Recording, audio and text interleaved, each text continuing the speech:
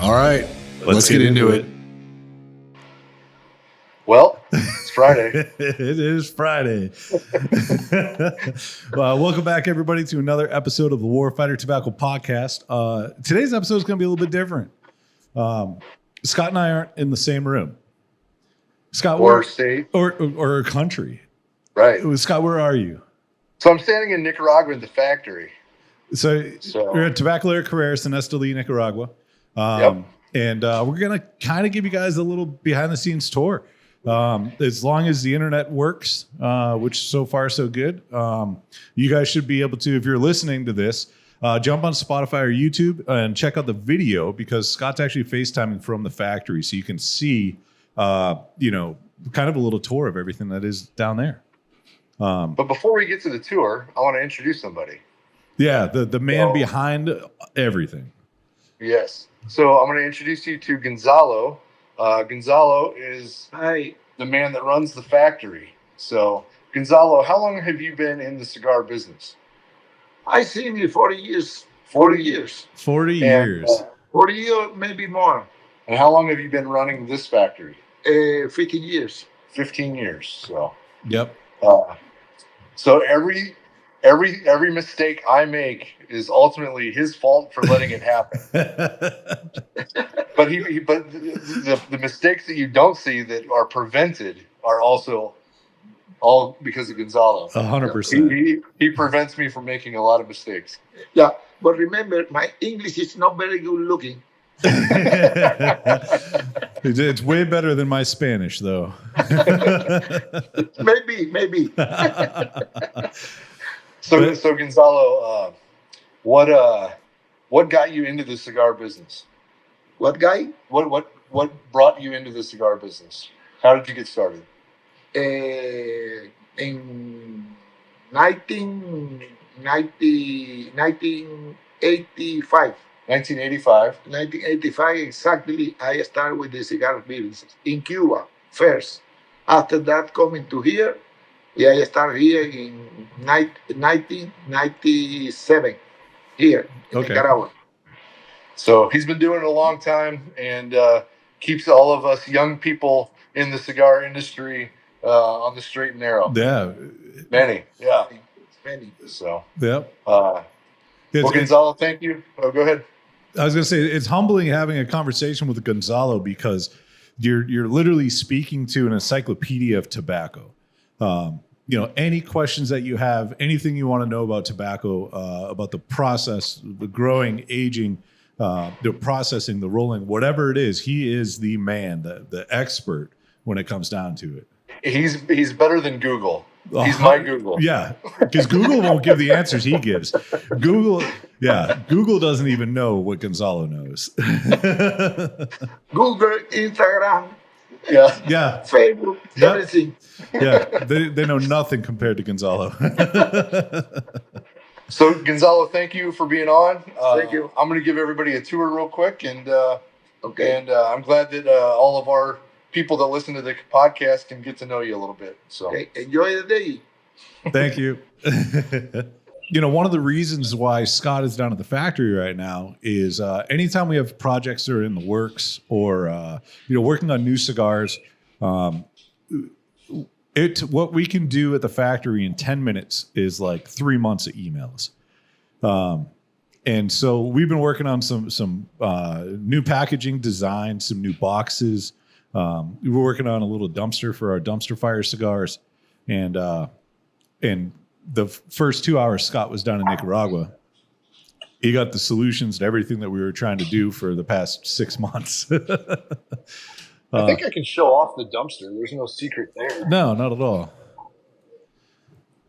Yep. So this is going to be our dumpster fire dumpster. It's just a dumpster. That's it. And put the bundle of dumpster fire in it, and that's going to be the display that shops have. Unfortunately, it's not going to be available for purchase. It is just a display only. But we've been working on that display for almost a year now. Well, and speaking to what John said about being able to come down here and get it done. When I got down here, this was already done.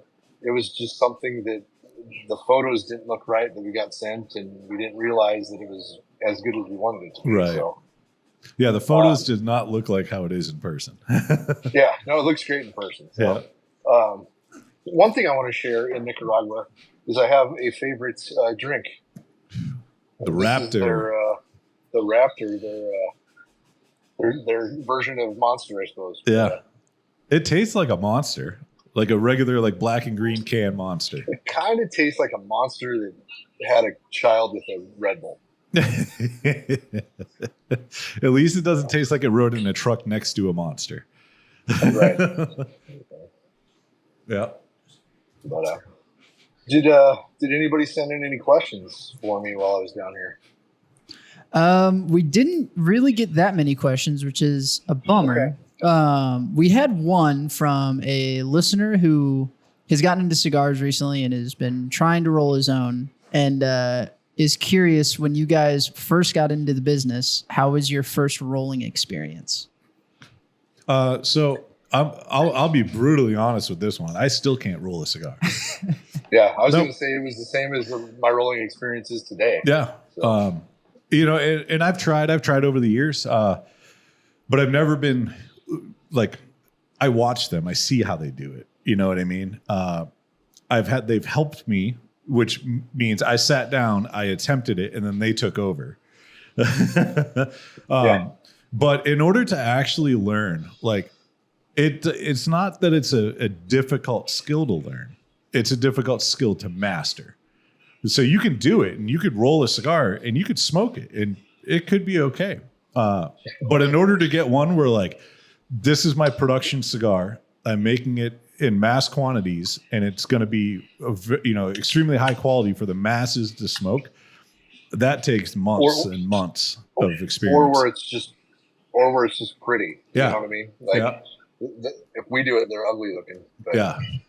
And that just takes time. You know, it takes thousands and thousands and thousands of cigars of rolling to get to that level. If we want to take the time to learn, we essentially have to go down there and be a full-time roller for, probably a month. 40 hours a week, just sitting at a table rolling cigars. You know what I mean? Yeah. And that at that point, then I would feel comfortable rolling a cigar to hand to somebody else to smoke. Like, I would smoke my own, no problem, because I'm like, whatever, I rolled it. But if I hand somebody a cigar and I'm like, I own a cigar company, I rolled this cigar, you should smoke it, and it doesn't smoke good, that doesn't, like. Yeah, I'll say it differently, John. I'll say I would, a cigar that I roll, I will give to anybody. I will not sell a cigar that I rolled. Right. So. Yeah. Here's a cigar. I rolled it.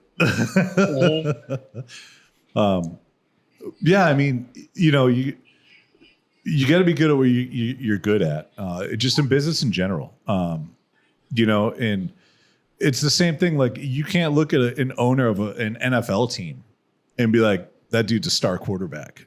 Like, I'll bet you that dude can't throw a football. Probably can't. You know what I mean? Oh, absolutely. Yeah. Definitely can't run a 4.40. Like, there's just because somebody's, even management level or ownership in a company or whatever their position is, it's because it's that position. You know what I mean? Now, there are some owners and managers in the cigar industry that are phenomenal rollers, but those are the ones typically their family's been doing it forever. Or they set out with that in mind, and then their brand was something that came down the road.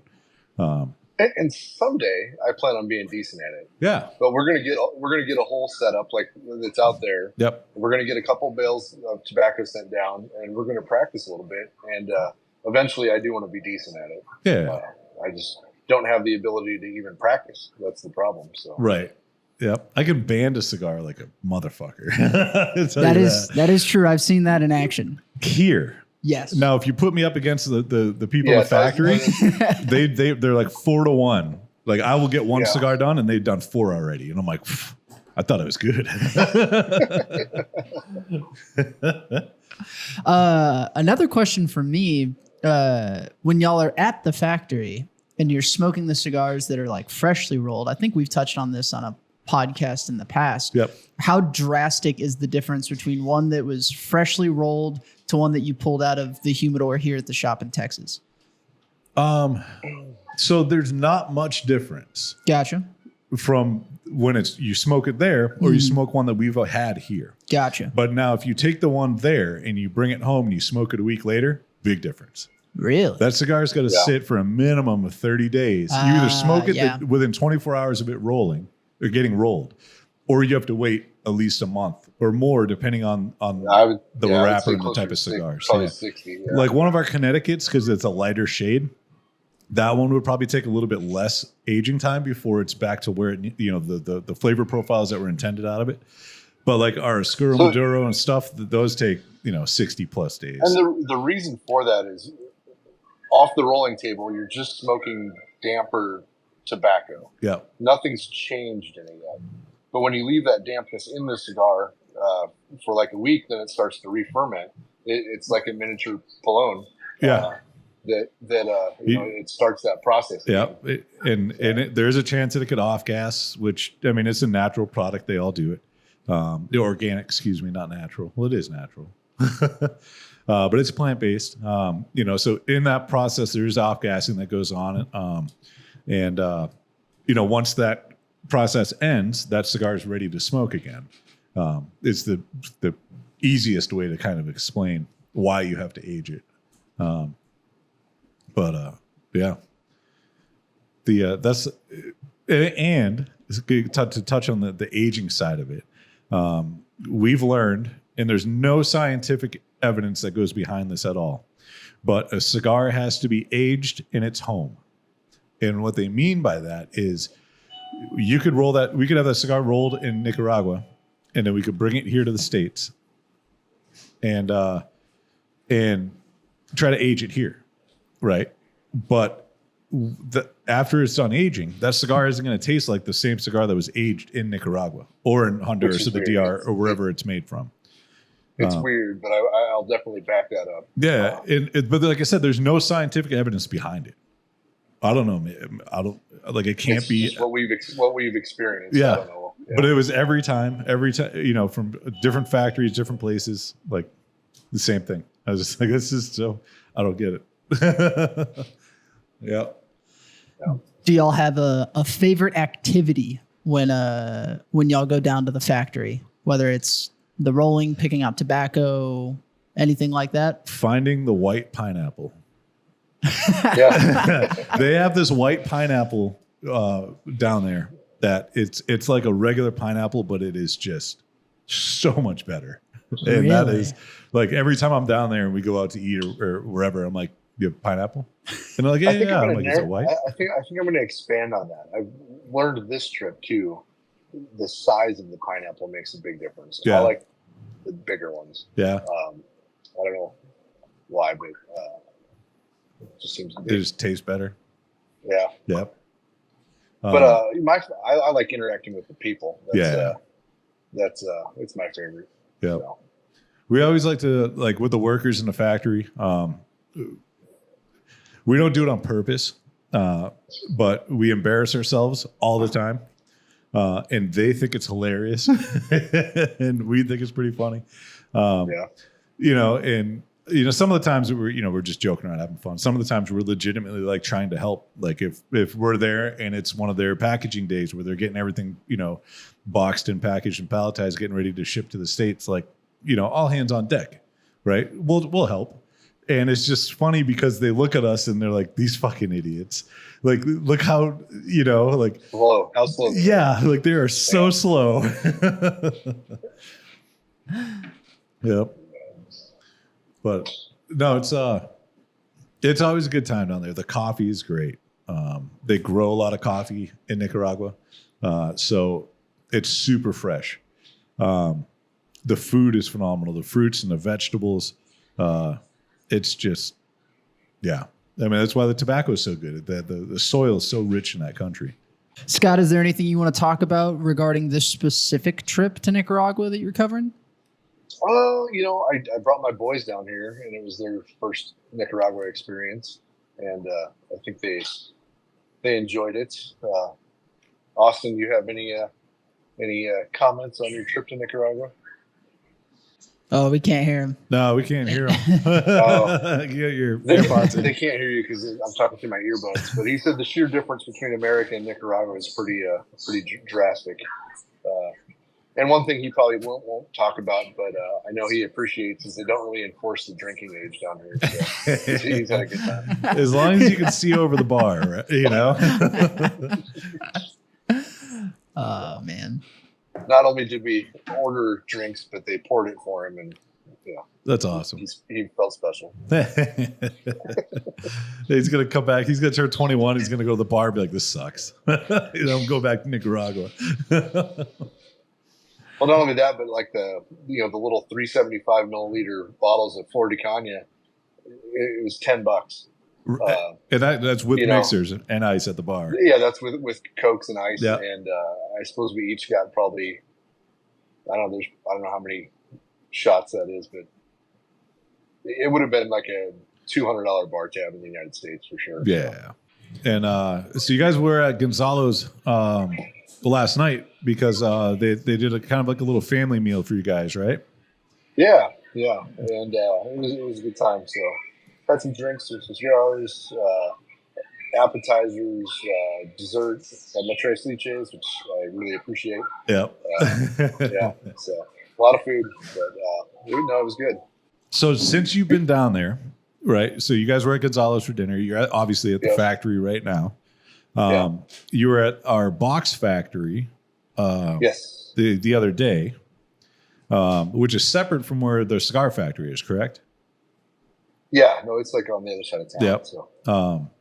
It's interesting how they make the boxes, because you think they're like, okay, cool, we have to make let's say we have to make 1,000 of these. So we have 1,000 side pieces, 1,000 front pieces, bottoms, tops, lids, all that kind of stuff, right? So you have a template and you cut them all out and call it a day. I don't believe that's how it's done. I believe they cut every piece individually, they glue it together, and then they sand them to make them look decent. I think they cut all the pieces at the same time, I believe. And it has to be like a stack. Yeah, they're all oversized. Yep. And then when they put them together, then they do sand them to size. It's so funny. Yeah, but it was funny. We walked in there and the boys were like, "Holy cow! It smells like paint." There's not too many OSHA requirements, so yeah. Was the guy wearing a respirator? This guy spraying? I didn't even see the guy. I don't even know if there was somebody spraying. Oh, okay. It was just smelled that way. The last time we were down there, they were spraying, and the guy, literally the dude painting. There's no ventilation. There's 2 windows in the room he's painting. He's probably painting, I don't know, 500 boxes at a time, and they're all lined up on a table. And he just has a spray gun. And he's walking up and down these huge. There's probably 75 feet long. And the dude literally had a bandana tied around his face. No, That was it. it's not like but it's not because he's not offered the proper. Yeah. That's just, it's his choice. He's like, no, this is just how I do it. Like there were masks, like respirator masks sitting there, and nobody was using them. I was like, can I borrow that? I'm dying. I'm not even spraying it. Yeah, it's crazy. They just have a different mindset, a different, way of life. Like to him, to that dude, that's all he's known. This is just what we do. This is normal, Yeah. To me, I was like, I would have passed out 2 hours ago. Yeah. Yeah. Just different way of life. So you guys flew into Managua. Yep. And then you stayed at the hotel across the street from the airport, and then drove up the next day, right? We did. Yeah. How's that drive? Do you guys have any issues? No, it was a good drive. We had more issues with our flights. Our flight from San Antonio to Houston got canceled. We had to rent a car. And then our flight from Houston to Managua, one of the flight attendants was late, like an hour. Oh, before. man. I was worried it was going to get canceled. And then, so we got in. We were supposed to get in at like midnight. We got in at like, I don't know, 1 or so. Yeah. But it was just literally across the street to the hotel, so it was pretty easy. Yeah. And customs and all that stuff was much easier. Yeah, there's probably nobody there. Yeah, and the duty free was still open. So that's awesome. It was a win. Yeah. So you got some triple? I did. Yeah. You flew United, right? Yeah. Okay. Just be glad you didn't fly Delta.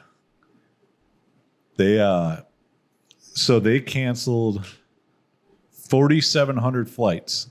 They only had 5,000 flights. Oh, geez. Yep. And so today I heard that they canceled 50 flights, which was 10%.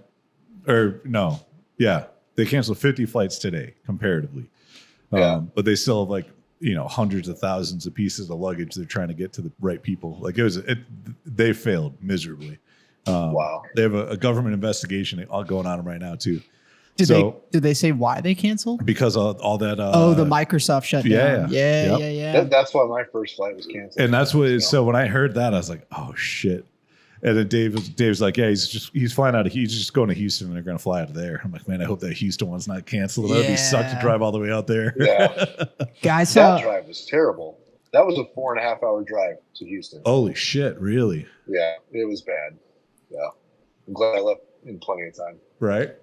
I saw videos when they shut down like every flight out of Atlanta, and and like every hallway, every open spot had people sleeping in it because nobody could do anything. I heard that they had that if you wanted to wait in line to talk to customer service, you were standing in line for 4 to 5 hours before you got to talk to someone. Gee. And on the phone, because they automatically rebooked my flight for the next day. Yeah. And I'm like, I don't want to do that. Right. So I was on the phone trying to get a hold of somebody for like an hour and a half. So. Oh man. Yeah. Well, I'm glad you guys got down there. Yeah. Yep. And if you guys, if the flights get delayed on the way back, like it is what it is. Yeah. Yeah. But yeah, so while you were gone in Nicaragua, we actually received a shipment of cigars, which is kind of funny because you're there and they're here. Right. But yeah, so we got a new shipment of cigars in, and we get monthly shipments. We'll show you guys when we do the tour of the factory, of where they kind of stage everything, getting ready to ship it up to the States. That actually moved. Oh, really? They rented the place next door, so all the bands and all the staging boxes are all next door now. Oh, just kidding. Yeah, and all the freezers. So it freed up a lot of the room in the factory. So nice. Yeah. Awesome. Yeah. All the cigars are frozen at the factory before they leave, and essentially the majority of the factories down there do that to try to kill off all the cigar beetle larvae that's on leaves. There's just no way to get rid of it. I'm pretty sure they do that after or before they go in the aging room. Yeah. Yep. Yeah. So I never knew they were frozen. Oh, they're frozen to something crazy like negative 68 degrees or something like that. It's way cold. Wow, I never would have guessed that. Yeah. But yeah, that's the only way that they can mitigate the cigar beetle larvae. It's one of the reasons why if you have Cuban cigars that, some people recommend storing them separate than cigars you get anywhere else is because they don't do that. Oh. And so if, the environments or the environmentals are correct for the larvae to hatch, you don't want those beetles eating through all the rest of your cigars as well.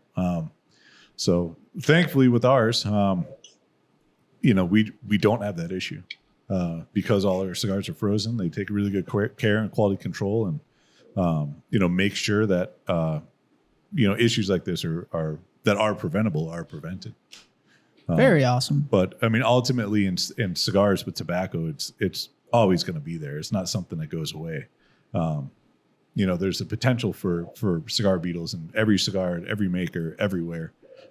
They just do everything they possibly can to avoid it. It's not usually a big problem until it is. Right. But a lot of guys will be like, oh, why don't you just spray the pesticides? Well, do you want to have pesticides on the tobacco that you're smoking? You know what I mean? So, they do use some, but it's a lot of organic type stuff. And it's not like they're not putting, what's the shit that gives you cancer? There's a lot of that. Roundup. Yeah. They're not putting Oh, yeah. Roundup on your tobacco plants, Well, Roundup would kill the weeds and not the bugs, but You know what I mean. I mean, I'm not a scientist. It feels like I'm watching the podcast and not on the podcast right now. Yeah. Well, it's because it's the same backdrop. Right. So, are you smoking a new Warfighter cigar? I'm not smoking a new one. I'm smoking a night shift right now. I don't know that there will be new ones that I'm working on or not, but yeah, no, this is just happened to be a night shift out of the aging room. So Yeah. And so one of the main reasons you can tell it's a night shift, well, there's two reasons. One, there's a little label in the aging room that says night shift. And then two, it's probably the only cigar in that entire aging room that has Candela on it. I think that's probably a true statement. Because I don't think there's any other cigars in that factory that use Candela. So I learned a little bit about Candela. Yeah. So they don't go through any processing. So I'm like, oh, so Candela must be cheap to buy. And Gonzalo said, no, it's very expensive. What? I'm like, well, doesn't make much sense. But they do it. The way they do it is by getting a certain temperature and humidity in the drying barn. But there's only one person or one company in Nicaragua that does it, and so because of its rarity, that's why it's so expensive. So. Oh, okay. But I think with the bale, 100-pound bale of Candela, we could probably do 1 million cigars with as little of it that we use. Seriously. So. Yeah. We use grams. It's not even an ounce. It's grams of tobacco to Candela. Just the right amount. Yeah. It's perfect. So I'm smoking, I'm almost done with it now, but I'm smoking a Victory. And this Victory was sent in by Jesse, and it was my birthday cigar. Yeah. Nice. So I get in this morning and, doing some stuff around the shop, and I walk into my office, and what we normally ship to, the customer was sitting on my desk. So Jesse, I appreciate you. Thank you for the cigar. Thoroughly enjoying it. Seems like a great guy. Right. Yep. Because you got Scott one. On his birthday. That is true. Yeah. Yep. Yeah. It's funny. We had a phone call earlier today. We were dealing with some issues, and it was like I was coming off a little angry, and then I followed it up with happy birthday, by the way. Yeah. I was like, oh, thanks, buddy. It's We're weird. putting out some fires, so. Right. Yeah, it was Fast and Furious this morning. There's a lot going on. But no, this is so usually I'm the one that's traveling right now. And so Scott's celebrating my birthday in Nicaragua for me. I guess I didn't look at the dates when I booked my flight. I'm sorry. Hey, with everything that's been going on in my life right now, I am so glad I'm not traveling. Like I am so happy. I was talking to a buddy of mine in Arizona. We were texting earlier. He wished me happy birthday, and I was like, hope all is well. He goes, I'm out here traveling like you, and I'm like, where are you at this trip? And he's like, oh, I was outside Dallas, and then I went to Colombia, and then I went to San Diego, and then Vegas, and then tomorrow he goes to Seattle, and then next week he'll be in Houston. Wow. And I was like, yeah. I'm like, oh yeah, man, get all the traveling. And he's like, he goes, if I'm gonna be honest, he goes, I don't know how you do this shit. This is so tiring. I'm like, yeah. I was like, I'll take a little stint and I'll travel all over the place, and then I'm a hermit for like 2 weeks just to recover. No, it's fun, but there comes a point where it's just like, you know what? I want my own bed, and I'm tired of living out of a backpack. Yeah, I don't know how. The one thing I will say. Oh, go ahead, Justin. I was just going to say, I don't know how not only sales reps in the cigar industry, but just sales reps in general that are constantly traveling. I don't know how they do it. Like, that's a special breed of people that are constantly on the road. On the sales rep side of it, I mean, it's literally like, it's your life. Like, it's a lifestyle change. That is true. Yeah. You're like, okay, cool. So like Tuesday through Friday, I'm living out of a hotel. The weekends I get to do whatever, unless I have an event planned. But the one good thing I can say about all the traveling that we've done is it's so easy to travel now. You know what I mean? Like, I'd never have to think of when I'm packing. It's just like, okay, cool. Okay, what extra things do I need to bring?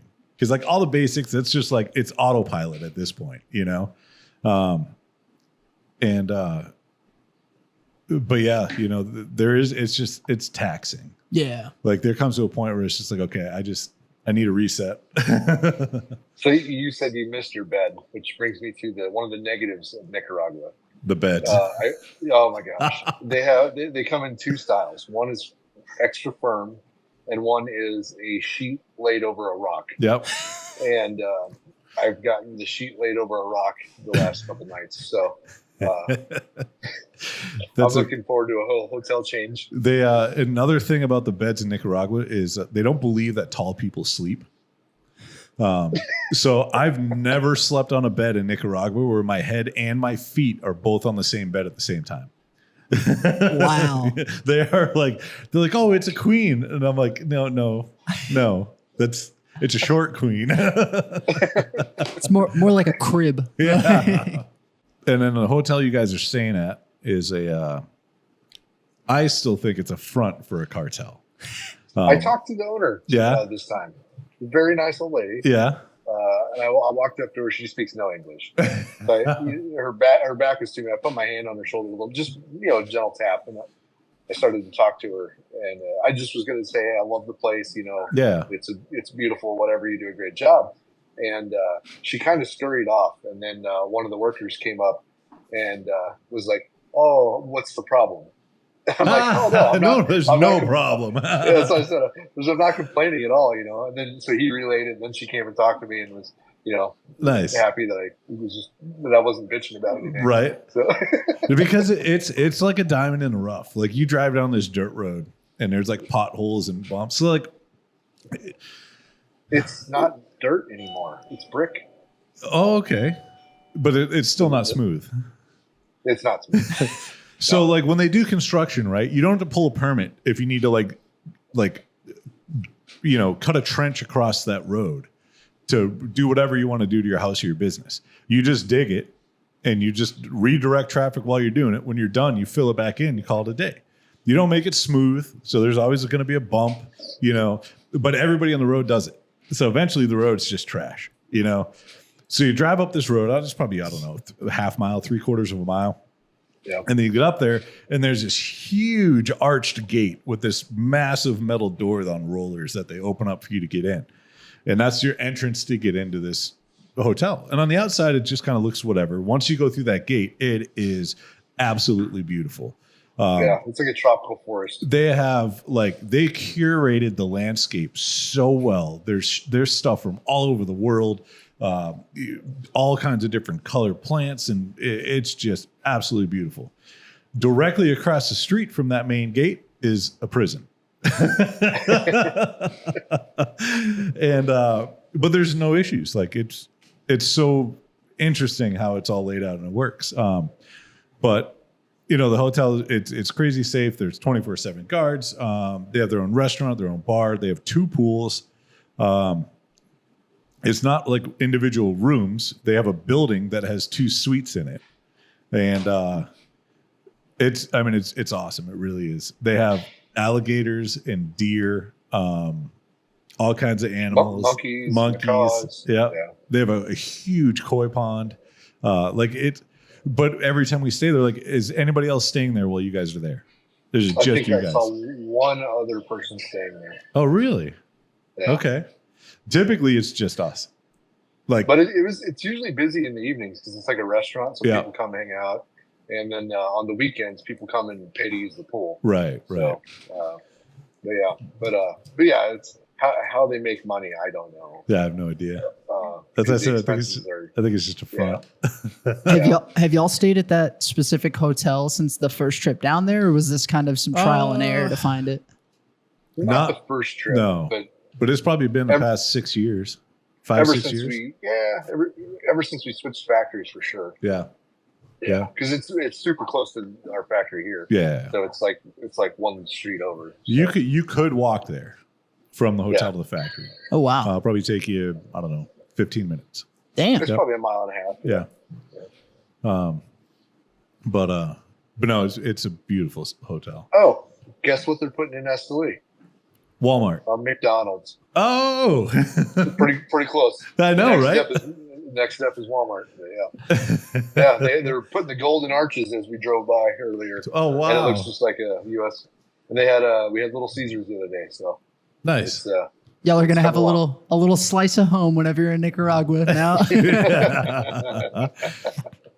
They have a couple chain, I don't know, fast food places. I think they have a KFC.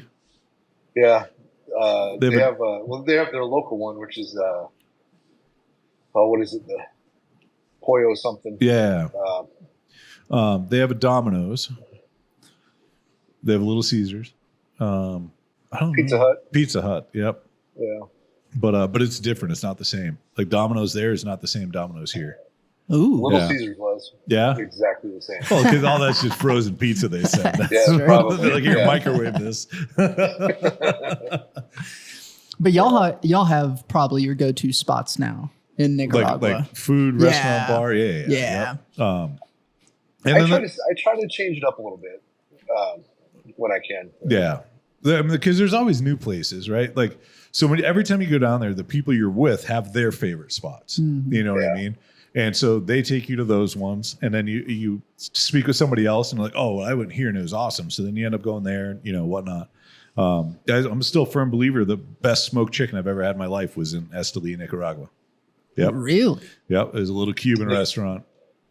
The food at the hotel is great. Yeah, the food at the hotel is phenomenal. Their chimichurri that they put with the steaks in Nicaragua, they must make it different or use, I don't even know, but oh my God, is it good. Yeah. The tostones, the fried smashed plantains, they're so good.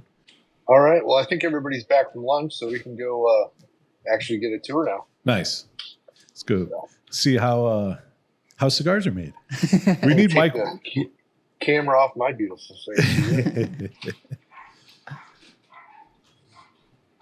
Yeah, so here's the factory. I'm going to sneak into the aging room here real quick. So this is where all the cigars are kept and aged. It's just a thing of beauty right there. But they go everywhere. Yep. So that's all different cigars, different sizes, different blends. After they're rolled, they hang out in there for a little while to age before they get packaged and shipped up here to the States. And then this is the package area here. So they do all the banding, all the sorting, all the bundling. It's funny, everyone's just getting set back up. This is the most indestructible tape in the world. Right. Here we go. Here's some banding. See my little wood board that I made? Yeah. Yeah, I copied them.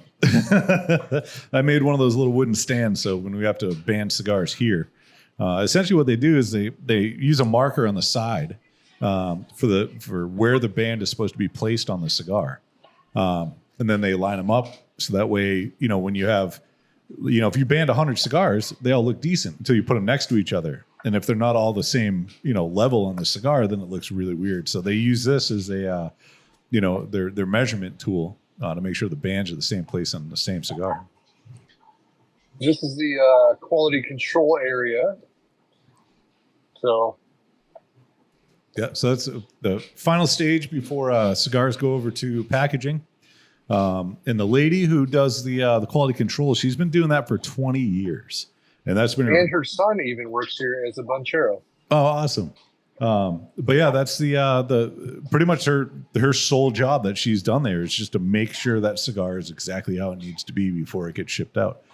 Based on feel, look, weight. They have a draw master that Scott's shown right here. That checks the flow through of the cigar to make sure it's not too loose or too tight. And if it is, then it gets kicked back, deconstructed, and then they make another one. Wow. Yep. So there's a whole bunch that goes into cigars that is, we just put tobacco together and we light it on fire. In theory. So let me see. Here's a bunchero, and he's actually going to put the filler and everything together with the binder. It's a pretty sweet hat he's got on. Right?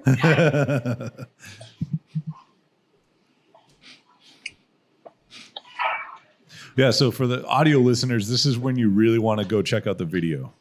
Yeah. Yeah. But so if you want to call this contraption a machine, this is the closest thing to a machine that's involved in the cigar process. And all it is essentially is a giant cigarette roller. It is a piece of material in between two rollers with a lever on it. And they put all the tobacco in there, and then they roll it with that. And the reason they use that over doing it by their hands is if it's a right-handed roller, naturally the guy's going to put more pressure with his right hand because he's dominant. Or if he's left-handed, it's going to be more pressure with his left. By using this, cigar roller, it takes away the variance of pressure, and it allows for a more evenly built cigar. If you're watching how he's doing this, he's putting different kinds of leaves in different spots of the cigar. You have to do that in the right order so that it burns correctly.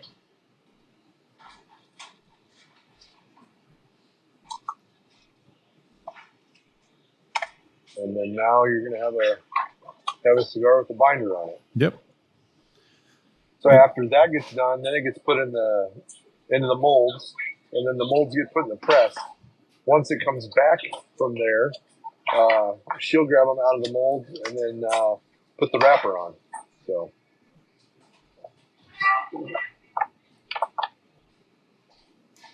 Oh, done perfect. with one mold, grabbing a new one. Yeah.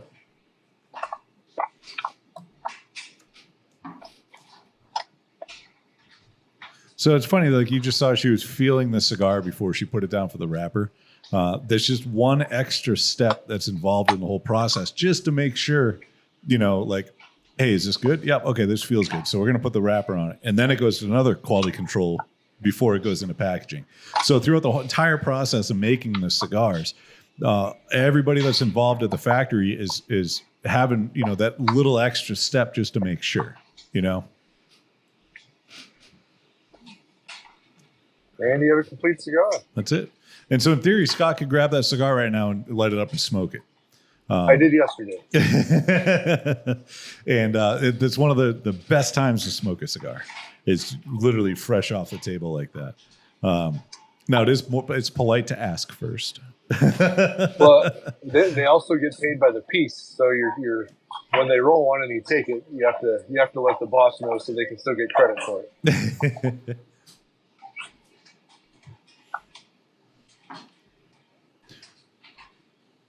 But yeah, they're so fast.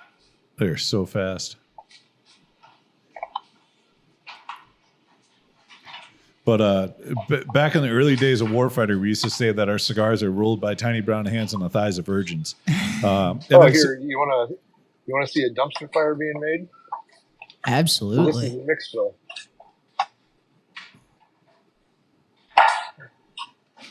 We'll wait till he starts over here, but Yep. So all the short filler, right? He's going to put in the machine, right? So you don't know what you're getting. It's a surprise. It's the trimmings of everything else. He'll put the binder leaf, and then this is why it's a mixed filler. He puts two full Habano leaves, just for construction purposes, so it burns correctly and all that. But that's a dumpster fire. Yep. Just a handful of leftovers. Yep. So go back to the lady that's sitting next to him. Yeah. So when I was saying that our cigars are rolled by tiny brown hands on the thighs of virgins, we had some people say that was very offensive. But what they don't realize is if you look at her hands, they're brown from the tobacco. It has nothing to do with their skin color. It doesn't matter where they're from. None of that. It is because they deal with so much tobacco and the organic glue and all the stuff that's involved in the process that their fingers literally just turn a shade of brown. Now they wash it off and it all goes away. But that's what we meant by it. But there were some people that weren't happy. So if you notice, she got 2 cigars out of a half of a leaf. Yeah. Yep. They're very proficient down there. But yeah, I mean, that's the quick and dirty on how a cigar is made. They roll in pairs. You have one guy that rolls the binder and filler, and you have one guy that puts the wrapper on the outside and the cap, and good to go.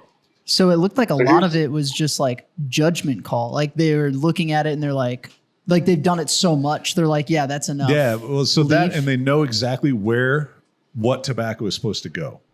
Gotcha. And they here, know. Here they're deveining. So they take one big leaf and essentially split it into 2 leaves, and take the main vein out of the center. But what was you saying right before that? I had a point I was making. Sorry. I can't remember. They know what tobacco goes. Oh yeah. Yes. So they have a recipe for that cigar. Mm-hmm. They know exactly what goes in it, how many pieces of tobacco from each different type of leaf, all that kind of stuff. And it's all based on what the blend's supposed to be, and then the size of the cigar as well. So, this cigar might have 2 leaves of this and 1 leaf of this and 2 leaves of that. They know, and they have it all set up. So it looks like they're just grabbing and going and like, cool, okay, whatever. And then they break a little bit off and put it in or whatever. Cigars, the tobacco leaves aren't just a straight leaf. So it starts out big and it gets skinny. So when they put it in there, that skinny part needs a little bit more added to it. So when they break off that end, it gets added to the skinny part. So it makes everything nice and even throughout the whole cigar. Gotcha. But at first I was just like, this guy just looks like he's throwing shit together. And then, and then after, years and after it being explained to me, I'm like, no, this dude is just an expert at what he's doing. Absolutely. He makes it look that easy, Yep. So they're deveining. When they devein, they kind of still sort by, they sort a little bit, but here's the sorting room. So here they're gonna sort by size and color. Yep. So, and then here you can see they keep track of all the different, Seiko from Esteli, Seiko from Jalapa, Viso, Ometempe. So it's all, there's definitely a recipe. Yep. And you can see the different colors and different. Those boxes right there's there. There's a lot to it. The one to the right too is super dark. Like they're drastically different tobaccos. Yeah. So that I can tell by looking at it, it's probably Lajero, just because they're smaller. But, yep. But yeah, and then so clearly just by looking in that room, you can see that there's so many different shades of tobacco. So when they roll a batch of cigars, when they package them, when they box them and put them together, they actually sort out 27 different shades of tobacco. And they essentially take all the cigars, they lay them out on the table, and then they start sorting by color. And then when they have 20 of the same, that goes in a box. So one thing I want to show you. One thing I want to show you real quick. So after they sort them, they come in here, and this is how they make them pliable enough to start rolling cigars. Yeah, so they're put them on these trays and add humidity. Yeah, they even mist them down with water a little bit. So, but you can hear how dry the leaves are. They're cracking. Yep. Yeah. So there you go. Yep. Just gonna get them pliable. But yeah, so they'll sort them all by color before they package them into a box. And the reason they do that is when you open up a box, it's all the same leaf. It just, it ferments a little bit differently than the one next to it did. So the hue is slightly different. If you open up a box and it looked like you had, 20 different cigars in there, even though it's all the same tobacco, it would look weird. Yeah. And so pretty much across the board in the industry, they do that. They'll color sort before they do final packaging. And it's just for aesthetics. There's no change in the flavor or anything. It's all the same leaf. Like it was all aged in the same pile. Like it was in the same bale. So I was just hanging out here while you guys were talking, but I want to take you in there and show you the Polone now. Yep. And so when we were talking about that color difference, one of the parts of the process to get to that color is what Scott's about to show right now. And it's called a pilon. And essentially it's a giant fermentation pile of tobacco. And they'll flip it and rotate it, and they monitor temperature to make sure that it's doing what it needs to do. But the cool thing is this is one of the first steps in the processing, right? So one of those bundles that's tied up, that bundle right there, they know exactly how many leaves are in that bundle. They know exactly how many bundles they put in this pilon. So in theory, they know exactly how many cigars that they're capable of making based on the available tobacco they have at the factory, because they know exactly how many leaves go into each cigar. Like, you might look at this and be like, oh, wow, okay, cool, they roll cigars. Like, it's crazy how dialed in they have the process of start to finish making a cigar. So, sorry, I got a cigar in my mouth. So I want to show you this too. So these are the bales. This is how they come. And they'll never put a wrapper in a bale. Yep. Because it'll damage it. But all your fillers and binders, they come in these bales, and they're about 100 pounds a piece. Yeah, it's just kind of cool. So, but a lot of the people that say, oh, this is 5-year-old tobacco. Well, this is how it can be 5 years old, because in the bale it can be stored and last years, forever. Yeah. So. Yep. But yeah, from when the plant is picked, it probably takes on average between about 3 and 5 years before it actually ends up in a cigar and that's not even until it gets smoked. That's just until they roll it. So is there anything else you guys want to see? So here's the presses. Yeah. So once he gets done putting the binder on, then it goes in the mold and then into the press. And then out of the press to have the wrapper put on, and then maybe back in the press. So. Yep. Awesome. Yeah, I mean that's kind of the quick and dirty to it without getting way down the rabbit hole. And here's some QC. Yep. So she squeezes each one to make sure they're not tight. If there's an issue, she'll set them aside. And, yeah. Yep. Awesome.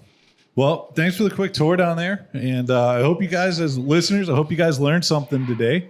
Maybe you've never seen the inside of a cigar factory before. This is as authentic as you can get. Yeah, Scott's in the heart of Esteli, Nicaragua, sitting at our factory down there. Finalizing projects, we're making sure everything's going out it needs to go. And then just enjoying. I would have taken you guys out into the fields, but it's in between crops right now, so there's it would just be all it is it's grass. Yeah, no, they plant grass so they can till it back in and keep the soil right. So. Awesome. Well, I'm about done with my cigar as well, so this is perfect timing. All right. So Scott, thanks for calling in. Go back, enjoy your trip. Make sure you actually get some work too while you're there. Yeah. But other than that, Justin, you got anything else for us? That was it, guys. I know me personally. I just learned so much in the hour that we sat here, and I kept getting distracted. Like, I was getting worried that something was going wrong with the recording because I was just watching Scott's camera, and I was like, oh shit, I have a job to do. But no, this was awesome. I hope everybody that listened and hopefully watched, because this one's definitely a watching episode. So I hope you guys enjoyed too. I know it's at the end, but I'm hoping that you guys, the listeners, made it to this point. I know for a fact that you have questions now. Yes. So let us know what your questions are about the factory, maybe about the process, about the cigars, or anything in general. But if you don't have questions after this, then you didn't pay attention, because we just dumped a lot of information. Absolutely. Oh, yeah, we do a lot of visuals, and there's a lot more information we left out. But definitely there should be some questions. So cool. Awesome. Well, have fun down there. And for all you listeners, go to warfightertobacco.com. And now you can get cigars after the place you just saw that made them. And other than that, we'll see you guys next week.